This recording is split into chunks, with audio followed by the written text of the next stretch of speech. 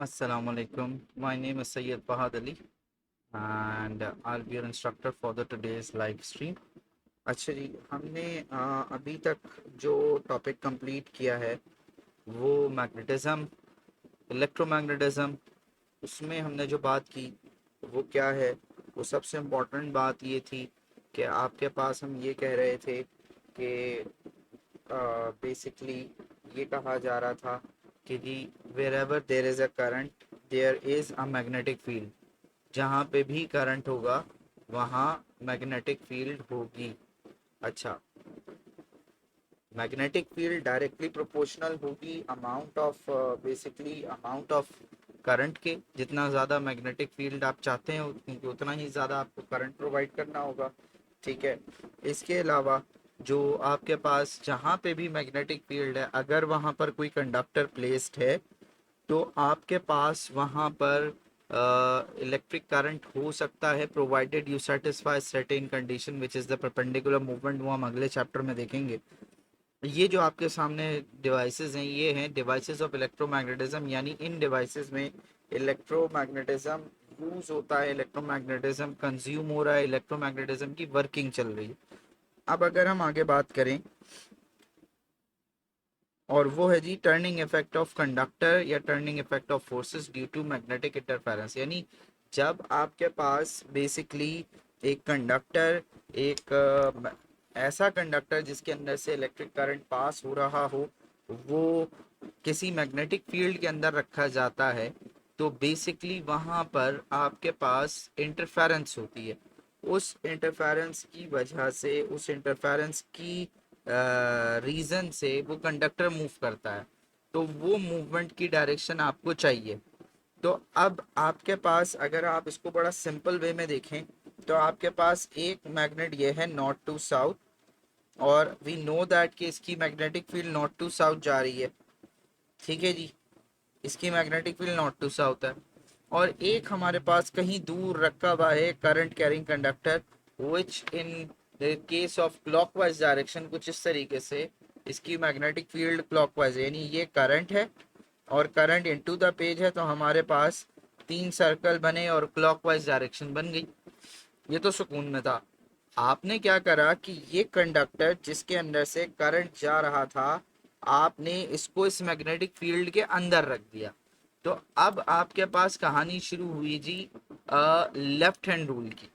अब क्या होगा कि आपके पास अगर आपका current carrying conductor into the page है, तो गौर से देखिएगा इसकी डायरेक्शन कैसे निकलेगी।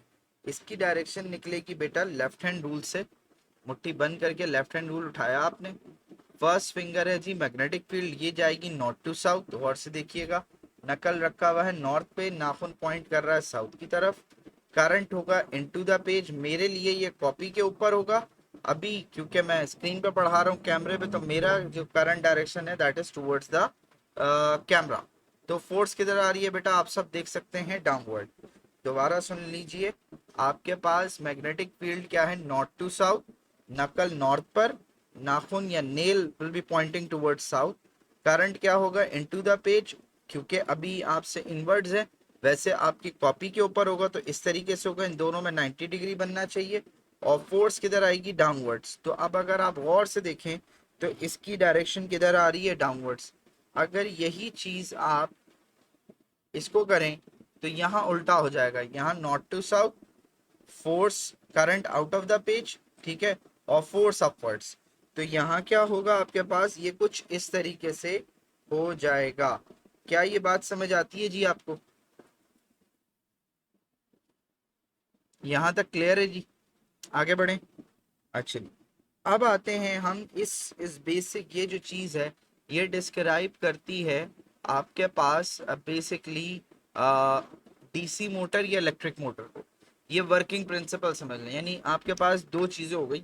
जहाँ पे भी करंट होगा वहाँ मैग्नेटिक फील्ड होना कंपलसरी है एक, और आपके पास जहाँ पे भी मैग्नेटिक फील्ड है वहाँ करंट होगा, provided you satisfy the given conditions of perpendicular movement. अब आपके पास वो क्या कह रहा है आपसे कि डीसी मोटर एक ऐसा इंस्ट्रूमेंट है जो आपके पास मैग्नेटिक इंटरफेरेंस को यूज करते हुए काइनेटिक एनर्जी प्रोड्यूस कर रहा है by using electrical energy and the working phenomena या working governing principle is electromagnetism. यानी यहाँ पे भी दो मैग्नेटिक फील्ड्स होंगी जो इंटरफेयर करेंगी और उस इंटरफेरेंस की वजह से आपके पास जो है वो जो कॉइल है वो मूव करेगा। आए जरा देखते हैं किस तरह। अच्छा जी, ये इसकी डायग्राम है। पहले ज़रा डायग्राम को समझ लें कि आपके पास एक मैग्नेट है जो नॉर्थ टू साउथ है, बीच में आपके पास कॉपर का कॉइल है। ये अगर आप गौर से देखें तो ये है जी आपके पास split ring commutator, that is split ring commutator. Split का मतलब आधा टूटा हुआ। और ये आपके पास जी छोटे छोटे सी कार्बन ब्रश लगे हुए हैं। इनकी वर्किंग भी अभी थोड़ी देर में देखते हैं कि इनकी वर्किंग क्या कह रही है। फिर आपके पास बेसिकली आता है आपकी डीसी पावर सप्लाई और स्विच। क्या यहाँ तक बात समझ में आती है जी?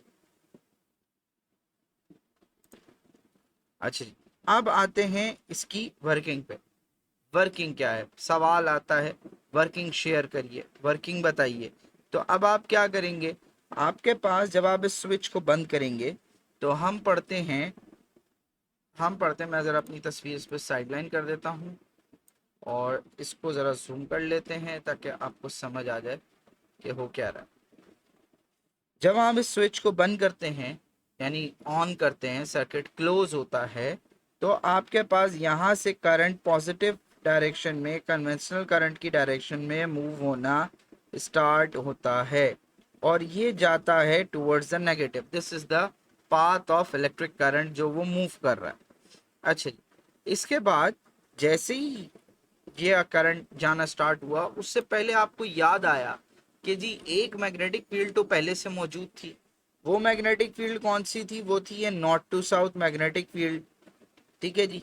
अब जब आपने स्विच बंद किया तो अब एक टाइम पर दो मैग्नेटिक फील्ड्स हो गई, एक नॉर्थ टू साउथ हो गई और एक आपके पास इस करंट कैरिंग कंडक्टर की हो गई। जब ये दोनों मैग्नेटिक फील्ड्स आपस में इंटरफेयर करेंगी तो ये कॉइल जो है ये रोटेट करना शुरू करेगा, या तो अपवर्ड जाएगा या डाउनवर्ड जाएगा। वो डायरेक्शन आपको निकालनी है। वो डायरेक्शन निकालने के लिए आप again left hand rule use करेंगे। लेफ्ट हैंड रूल कैसे यूज होगा? लेफ्ट हैंड रूल यूज होगा जी साइड ए, मैं यहाँ मार्किंग कर देता हूँ, ए बी सी और डी। वो कोई सी भी दो डायरेक्शन का पूछ लेगा आपसे कि बताइए साइड ए बी या साइड सी डी की डायरेक्शन क्या है, वो किस तरीके से रोटेट कर रही है, वो किस तरीके से मूव कर रही है, ये बताइए। तो अब आप क्या करेंगे, गौर से देखिए लेफ्ट हैंड रूल कैसे लगेगा। आपने सबसे पहले कन्वेंशनल करंट की डायरेक्शन बना दी पॉजिटिव से लेके नेगेटिव तक। ठीक है, अब उसके बाद आपको डायरेक्शन निकालनी है ए बी या सी डी, जो भी आपसे पूछा जाए। तो आप क्या करेंगे, लेफ्ट हैंड उठाया जी आपने, इसको ऐसे कर लेते हैं, हाँ लेफ्ट हैंड उठाया जी। लेफ्ट हैंड उठा के आपने रखा नॉर्थ पे। मैग्नेटिक फील्ड क्या है, नॉर्थ टू साउथ। सामने कैमरे में देखें नजर आ रहा होगा। करंट किधर है जी, इनटू द पेज। तो फोर्स किधर आएगी जी, डाउनवर्ड। यानी इस तरीके से ये करंट ऐसे जा रहा है, in the direction of the current. ठीक है, अगर ये आउटवर्ड होता तो मैं ऐसे कर लेता, तो ये एरो बाहर आ रहा होता, यानी ये ऐसे रोटेट कर रहा था। अभी कैसे रोटेट कर रहा है, ये कुछ इस तरीके से रोटेट कर रहा है। क्या ये बात समझ में आती है जी? दोबारा सुन लीजिए, north to south, current into the page, force किधर आ रही है आपके पास, डाउनवर्ड। यानी ये इस वक्त जो ये वाला कॉइल है ए बी की अगर मैं बात करूं तो ये कॉइल जो है वो रोटेट करेगा डाउनवर्ड। और अगर ये सर्कुलर पाथ है और ए बी अगर डाउनवर्ड है तो सी डी किधर आ रहा होगा जी, अपवर्ड आ रहा होगा। क्या ये बात समझ में आती है बेटा? इफ इट इज क्लियर तो मुझे बताइए, फिर हम आगे बढ़ें।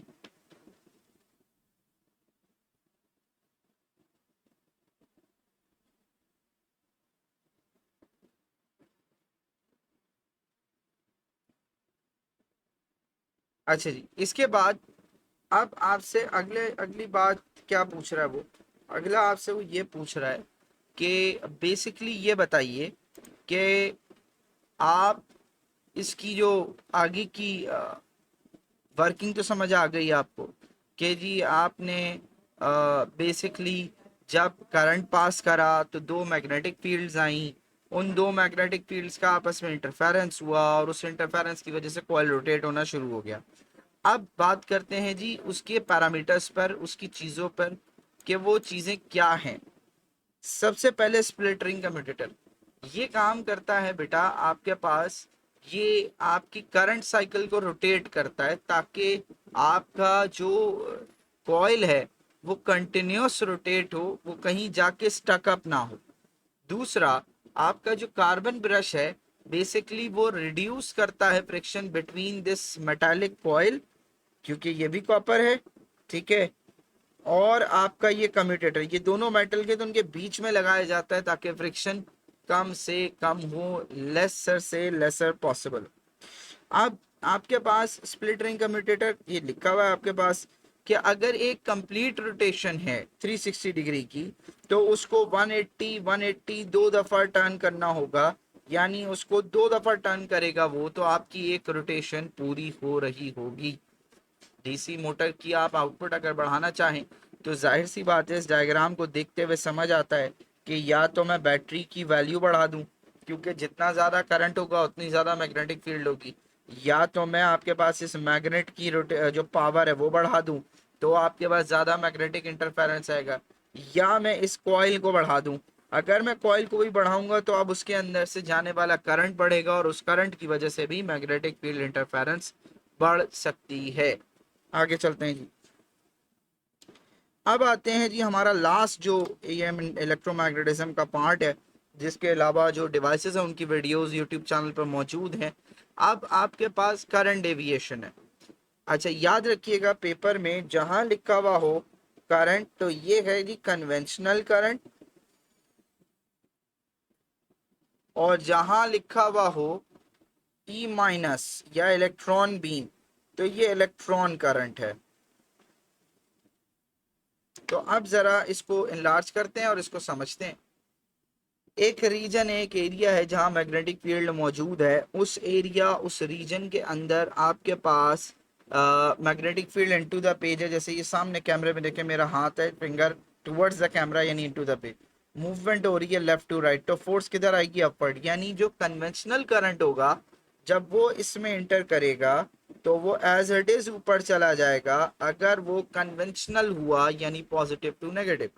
लेकिन अगर आपके एग्जामिनर ने आपको सवाल दिया ई माइनस का, इलेक्ट्रॉन बीम का, तो आप रूल पहले कन्वेंशनल का लगाएंगे, magnetic field into the page, movement left to right, force upwards, यानी कन्वेंशनल ऊपर। अब कन्वेंशनल और इलेक्ट्रॉन में कंप्लीटली 180 डिग्री का डिफरेंस है, यानी अगर कन्वेंशनल ऊपर जा रहा है तो इलेक्ट्रॉन किधर जाएगा? बिल्कुल ऑपोजिट, यानी कि नीचे। क्या यहाँ तक ये बात समझ में आती है बेटा? If it is yes, please do let me know कि आपको ये बात समझ में आई है। यहाँ ये चैप्टर कंप्लीट होता है, शॉर्ट है क्योंकि इसकी जो डिवाइसेस हैं वो ऑलरेडी यूट्यूब पे मौजूद हैं, तो आप उनको देख सकते हैं। मैंने उनकी इतनी ज़्यादा डिटेल वीडियो बनाई भी है, तो अभी डिस्कस करना टाइम वेस्ट करने के मुतरादिफ था, इसलिए मैं इसको इतना ज़्यादा डिटेल में नहीं लेके जा रहा। थोड़ी देर में हम अपना सेकेंड चैप्टर स्टार्ट करेंगे, that will be electromagnetic induction. अस्सलाम वालेकुम।